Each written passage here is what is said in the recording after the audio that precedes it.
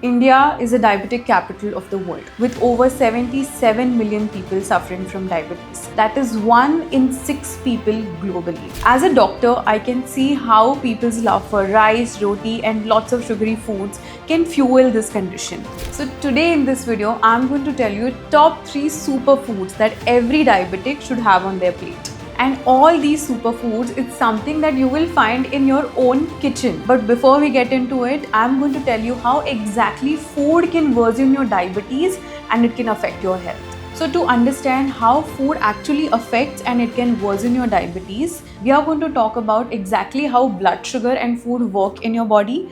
For this, we need to understand 2 important factors. First is sugar spikes and second is insulin resistance. Now, when we talk about sugar spikes, let's first talk and see how our morning starts. As an Indian, most of our mornings start with a cup of chai. Or for people who are trying to eat healthy, their mornings start with a bowl of fruits. You know, both these things are equally wrong. Because when you have chai as the first thing in the morning, the milk and the sugar in the chai is going to spike the blood sugar in the body. And then when there is a lot of sugar in your bloodstream, your body starts secreting insulin. And when insulin is secreted, the blood sugar level goes down. But do you know what happens here is high sugar spikes your blood sugar and then insulin is going to drop it really low.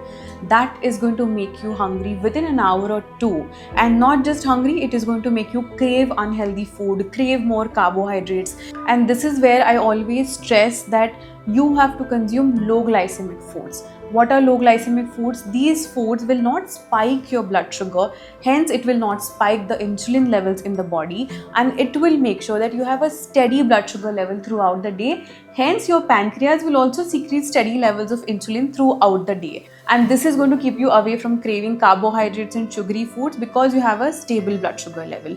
So insulin spike is something that you always have to be aware of, and this is going to also help you lose weight. This is going to keep giving you mental clarity. It is going to affect your energy levels and everything altogether. When we talk about low glycemic foods, we are talking about nuts, we are talking about high protein foods, and we are also talking about good fats like ghee and coconut oil. The same thing happens when you have fruits as the first thing in the morning. You know, fruits is nothing but just sugar with some multivitamins. So when you have fruits on empty stomach, or when you have fruits as the first thing in the morning, especially fruit juices, it is going to do exactly what chai is doing to your body. It is going to spike your blood sugar level. Your body has to secrete a lot of insulin to bring this down, and that spike is going to now get converted into a dip, and this dip is going to just make you eat like something is wrong with you. You don't know why you're eating so much, why you're craving a certain things, but it is just having the wrong thing first thing in the morning, and that is going to mess your blood sugar levels. And when these blood sugar spikes keep happening over and over again, over the years, your body lands up into something called as diabetes. But this is not a result of 1 day, 2 days. This is a result of something that you've been doing for years together, thinking that it is healthy for your body. Now, to avoid insulin spikes, there is a very simple trick to this. You can follow this every time you're planning your first half meal, that is your breakfast, and it is something that you can follow even when you're planning your lunches and your dinners. And that is the order of your food. So to avoid insulin spike of any food, the order is very important, and you can start your meal also with something that is low glycemic. So make sure that you're starting your breakfast with some nuts and seeds, or if you're having lunch or dinner, start with a bowl of salad followed by protein. So protein can be, if you're having breakfast, it can be eggs, it can be moong chilla, it can be besan chilla if you're vegetarian, or eggs I believe is a complete food, so that is an excellent breakfast for people who are vegetarian or non-vegetarian. And if you're having lunch or dinner, you can start with lentils after your salad, or you can have chicken, paneer, tofu, whether it's dinner. And after you have your protein, then move to your rice or roti. And if you have that small little sugar cravings, or if you have a sweet tooth, you can have sweet in the end. So this order will always make sure that your body is not spiking sugar, and this is an excellent method to also control your portion size, have the right portion and appetite in place. All these things together really help balance and control blood sugar spikes the whole day. So this is for somebody who genetically is has the risk of diabetes and diabetes runs in their family, and this is for somebody who already has diabetes and battling it. It works for all people. Now let's talk about what is insulin resistance. When you consume high sugary foods and high carb foods like rice, roti, breads, all these things, when you repetitively consume it, it is going to keep spiking your blood sugar level, especially if you're having it for all 3 meals. And what this does is slowly your body stops responding to this signal of having high blood sugar level, and there is no response to these sugar spikes because your pancreas are constantly stimulated and it starts ignoring these signals.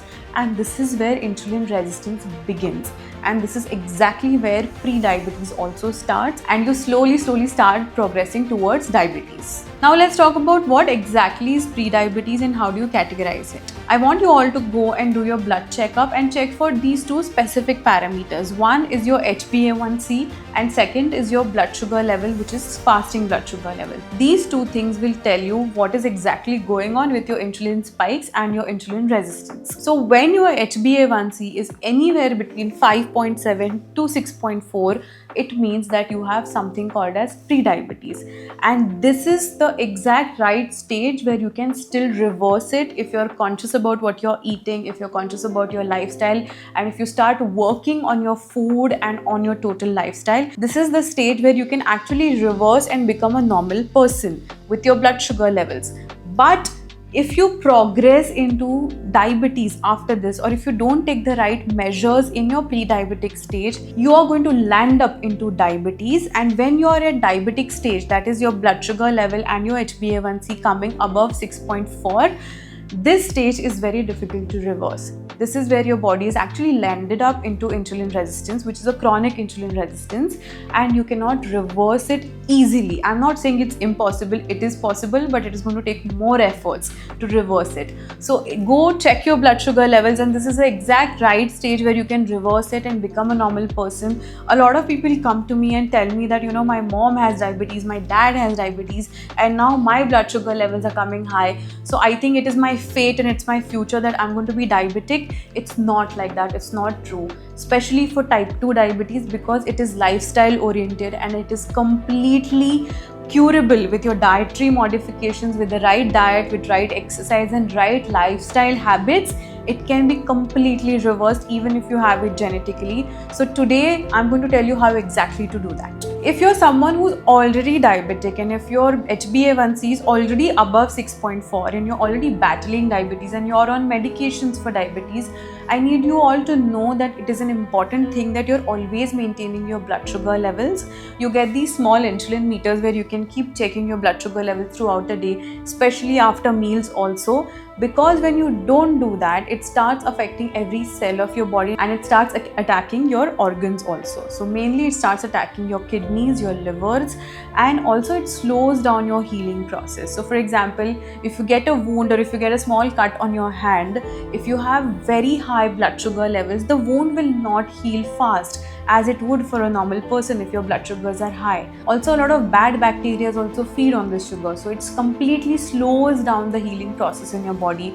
It starts increasing inflammation also in your body, and it also starts affecting your filtration process in your kidneys, and it slowly starts damaging your nephrons in your kidney, and you end up into chronic kidney disease also. But you can always control it, you can always take care of this.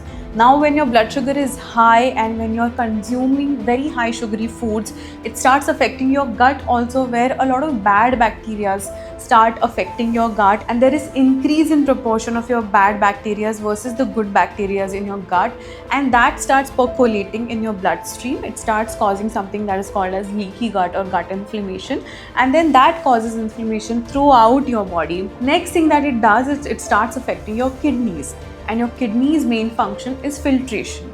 Now when your blood sugar is high, this filtration process doesn't happen properly, and your blood sugar also starts coming in your urine. That is why we always check urine for diabetic people to check how the kidneys are also functioning.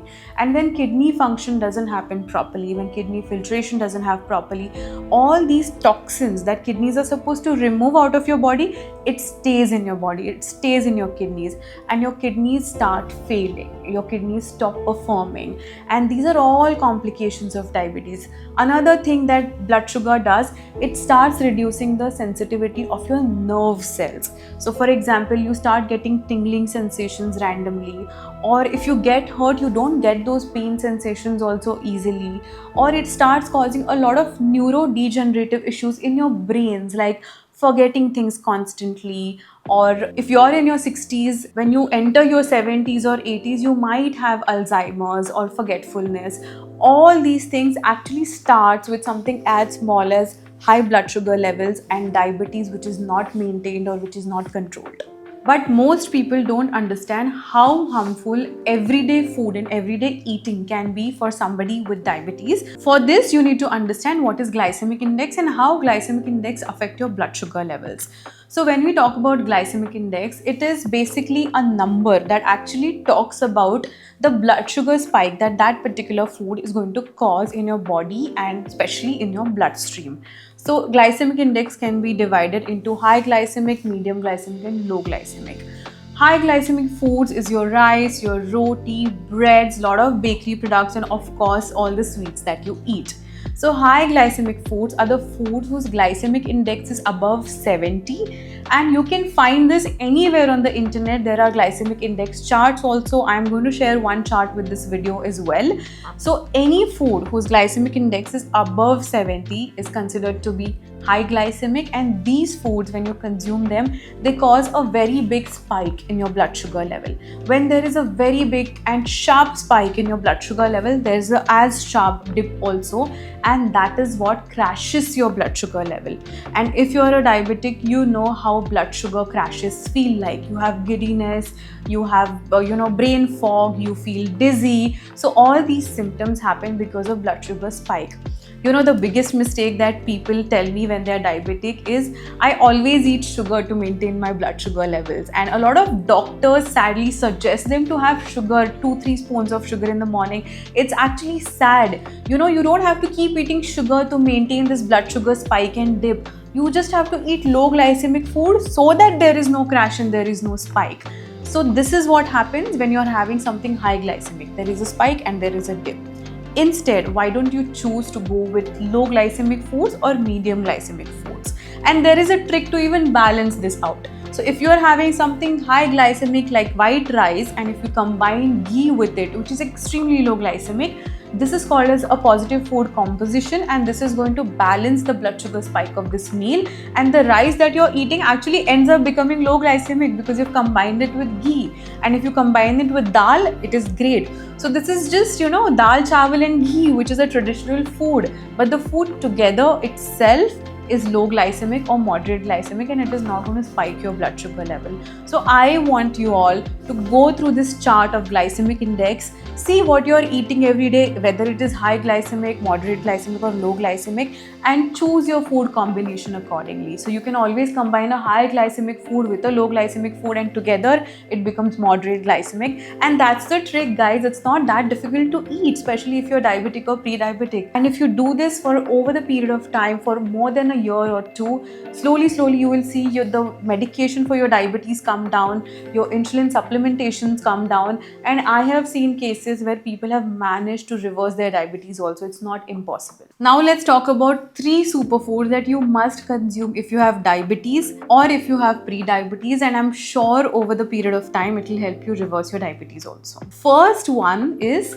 methi seeds or fenugreek. Methi seeds or methi dana is something that is there sitting on your kitchen cabinet, I'm sure, and this is something that is magically going to help you manage your diabetes and manage your blood sugar levels. So fenugreek or methi dana has this compound that is called as galactomannan in it, which is a soluble fiber which has some excellent properties. So when you eat methi dana, it slows down your blood sugar spikes, and that also makes sure that your pancreas are secreting the insulin really slowly, and it also stabilizes your blood sugar levels for the entire day because it is a good source of fiber at the same time. So having fenugreek seeds first thing in the morning really helps to get maximum benefits out of this, and it also helps in cleansing your gut. Methi dana also has this other unique compound, which is a bioactive compound that is called as 4-hydroxyisoleucine. This specific compound has this amazing property that actually stimulates your beta cells on your pancreas to secrete more insulin. And you know, this is a basically property of the medicines also that you take. So there's a natural food that is giving you exactly the same medical and scientific effect, that it is stimulating your pancreas to secrete more insulin. Thus, it helps you deal with insulin resistance in a best possible way. Now you're wondering how to consume methi seeds. So there's a best way to consume it. You have to soak it overnight, and you have to consume these soaked methi dana first thing in the morning, empty stomach. Or you can also add it to your rotis and your parathas. That will also manage the blood sugar levels of the parathas and the rotis that you're eating. And these are the best possible ways of consuming methi seeds.